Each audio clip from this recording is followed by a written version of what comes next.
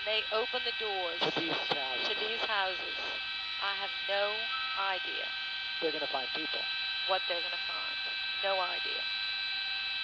People could be floating up under the roof holding their babies.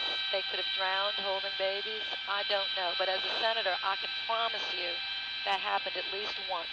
I can promise you. Because, and I'm sure it's happened 10 times. I'm positive it's happened 10 times. Maybe it's happened 1,000 times. Look, this is New Orleans, George, out here. This whole city is underwater. This is the city of New Orleans.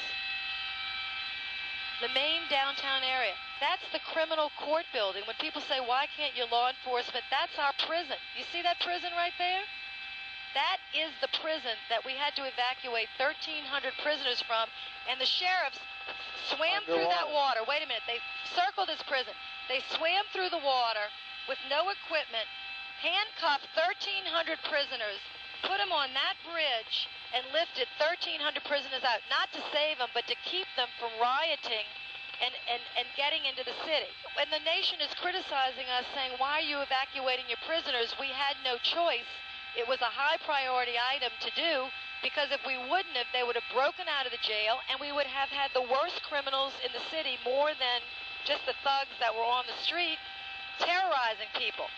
That's the bridge. Our sheriff swam through this water with handcuffs in their teeth, went in, got the prisoners, orderly walked the prisoners out. Now, I dare any sheriff in America to be able to execute that, and our sheriffs did. And if one person criticizes them or says one more thing, including the President of the United States, he will hear from me. One more word about it after this show airs, and I might likely have to punch him, literally. No one, under any circumstance, could have ever survived under these conditions. It's like hell. Look at this. You're going to see the break, and the break is going to be on the right-hand side of this canal. Okay, follow this canal. Follow with your eyes. Now, does that look like that's getting constructed anytime soon to you? That breach, there is one crane. Breach. Look at that. There is one crane for the whole breach. Is that pitiful?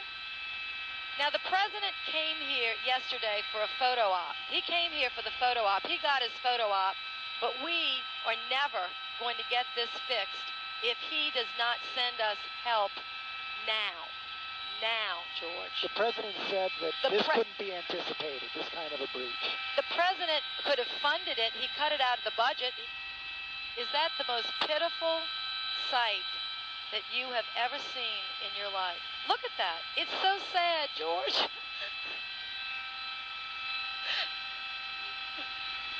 One little crane. Senator Landrieu and I finished our conversation after we landed in Baton Rouge. If you have one message today, is that this is not just about Louisiana. This is going to affect everyone. It is not about Louisiana. It's not about Mississippi. It's about this whole region. It's about the country. It's about the world at this point, seriously.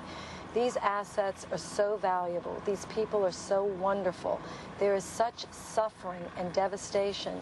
It is mind-boggling to everyone in Louisiana, including myself, why the president did not send forces earlier. Looking forward, what exactly needs to be done now? You asked the president yesterday to have one person in charge of the overall recovery rebuilding effort. Well, when I saw the president yesterday, I looked him directly in the eye. I said, Mr. President, we need all the assets you have, more military assets, every resource the federal government can give us. We need it now. We needed it days ago, and we've got to have someone in charge that reports directly to you, that takes responsibility for this stand-up. You're talking cabinet level. Cabinet level, stand-up, cabinet level, someone that has unlimited resources at this point. Did you ever think you'd see something like this? I never in my lifetime thought I would see it. But George, I have thought about it and dreamed about it and nightmares about it, because we understand where we live.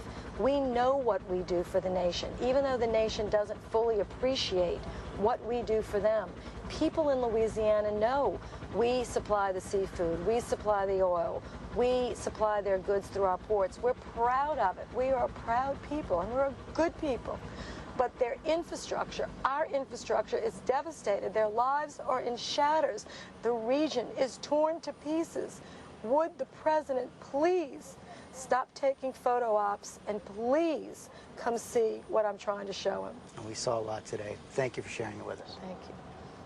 One more note on that 17th Street levee. The head of the Army Corps of Engineers